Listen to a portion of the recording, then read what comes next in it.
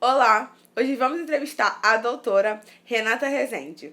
Ela já teve um de seus livros indicado ao Prêmio Jabuti. Isso foi em 2016. Ela atualmente é professora e coordenadora do programa de pós-graduação Mídia e Cotidiano na UF. Bom, eu pesquiso as interações nas redes sociais já há bastante tempo.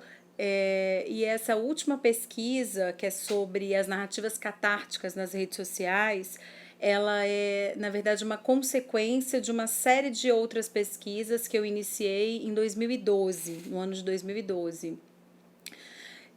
O que eu estou chamando de narrativas catárticas? Narrativas catárticas é quando você usa as redes sociais, quando os usuários das redes sociais é, acham que aquele espaço ou se apropriam daquele espaço para fazer as suas próprias catarses, né? Ou seja, as suas reclamações, os seus desabafos, esse tipo de narrativa que tem muito a ver com essa purgação de si, né? Para psicanálise e também para filosofia, a catarse é uma espécie de purgação de si.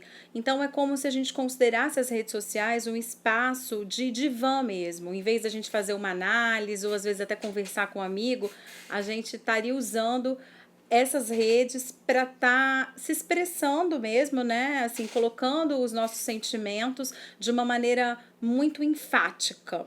E aí, em 2012, eu comecei a perceber que os usuários do Facebook começaram a usar essas redes para esse tipo de fim. E num primeiro momento, na minha pesquisa junto com o meu laboratório, a gente começou a mapear esse tipo de narrativa.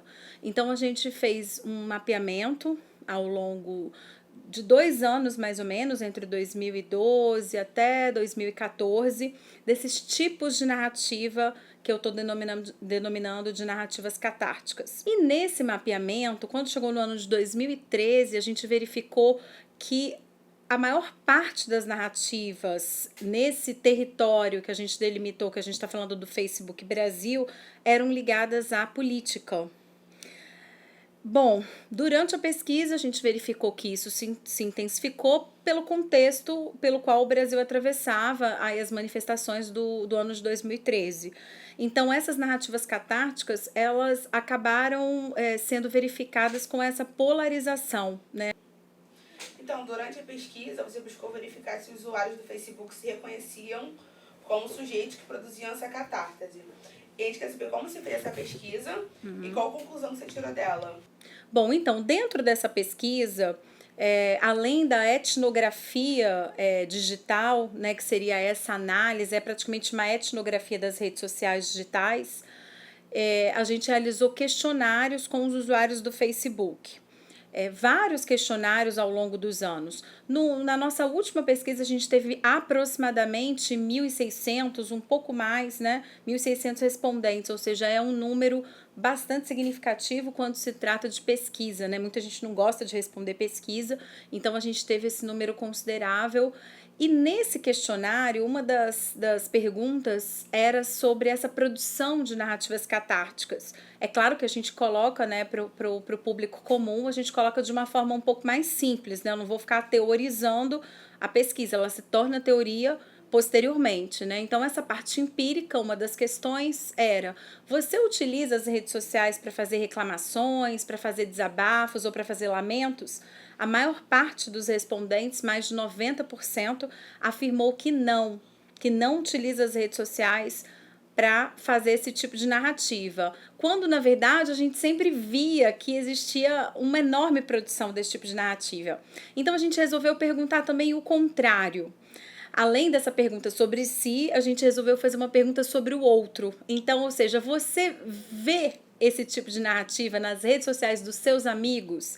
E basicamente esse mesmo número, mais ou menos 90%, disse que sim.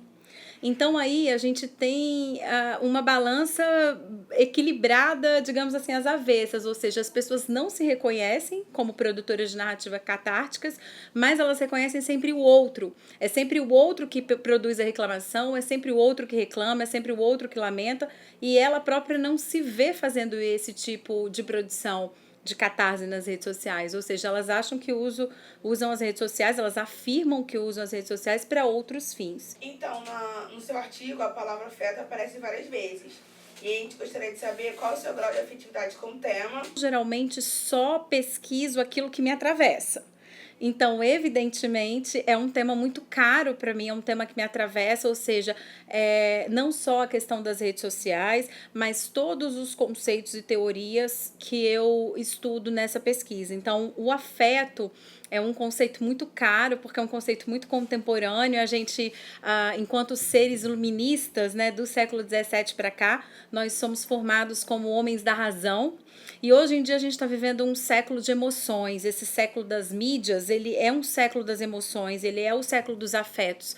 Então, para mim, uma pesquisa, e na verdade que as teorias com as quais eu trabalho, elas perpassam esse território do afeto. Então, na sua opinião, por que as pessoas se sentem mais confortáveis de se expressar nas redes sociais?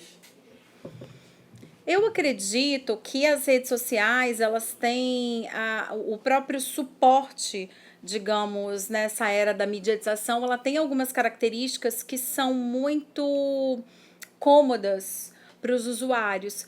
Tem o anonimato, algumas pessoas criam perfis fakes, né? A gente está vendo que os perfis fakes são perfis que são disseminados não só no Brasil, mas no mundo todo. Então você tem essa particularidade, né, de você se passar por uma outra pessoa, ou em determinadas situações até as empresas formam muitos perfis fakes para, enfim, alcançar determinados resultados. E no dia a dia, digamos assim, dos usuários mais comuns, eu, você, é uma questão mesmo de uma convivência que se dá de uma forma mediatizada. Eu não diria mais nem mediada. Ela é mediada no sentido de que existe um computador e existe um ser humano, então, ou seja, existe uma relação de mediação entre a comunicação. Ela não é uma comunicação muito direta, mas ela é mediatizada porque ela já envolve toda uma questão performática da mídia. Então, geralmente, as narrativas que são realizadas ali, elas são narrativas que estão sendo discutidas nos meios de comunicação também, como um todo, né? Então, ela é além de uma relação mediada, ela é uma relação mediatizada. Então, me parece que as pessoas se sentem um pouco mais confortáveis. Então, na sua opinião, a intolerância, a alteridade, citada na sua pesquisa, pode contribuir para a alienação do indivíduo? Bom, então, a questão da intolerância, no meu ponto de vista, né, no ponto de vista da pesquisa, ela não está ligada à questão da alienação. Pelo menos não no conceito de alienação, não no conceito marxista, nem no conceito da teoria crítica. E também eu não acho que as pessoas produzam esse tipo de narrativa que vão reverberar, as narrativas que vão reverberar numa questão da intolerância de uma forma alienada, não. Eu acho que é o contrário. Eu acho que muitas vezes são narrativas com esse propósito mesmo, para tentar perturbar os outros usuários, né, os colegas aí das suas redes.